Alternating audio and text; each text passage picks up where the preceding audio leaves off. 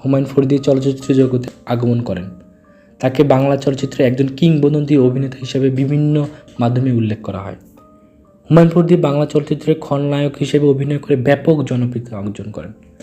তার অভিনয়ে বাণিজ্যিক ধারার চলচ্চিত্রের মধ্যে উল্লেখযোগ্য হলো দহন, সন্ত্রাস, বিশ্বপ্রেমিক, ত্যাগ, মায়ের মর্যাদা, অধিকার চাই, মায়ের অধিকার, ভণ্ড, রিটার্ন ক্রিকেট, প্রাণের চেয়ে প্রিয়, কখনো মেঘ কখনো বৃষ্টি, দূরত্ব, পদ্মা নদীর মাঝে ইত্যাদি।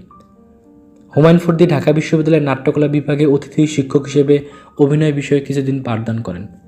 তিনি বাংলা চলচ্চিত্রে অশ্লীলতার রোধে গুরুত্বপূর্ণ ভূমিকা রাখেন। হুমায়ুন ফরিদী বলেছেন, মানুষের এক বুক সমুদ্র নিয়ে ভালোবাসতে হয়। তিনি বলেছেন, কারণ ছাড়াই প্রেমে পড়তে হয়।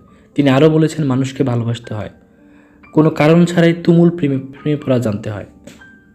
তিনি বলেছেন যে প্রেম যখন করবা তখন মনে হবে আমি কেন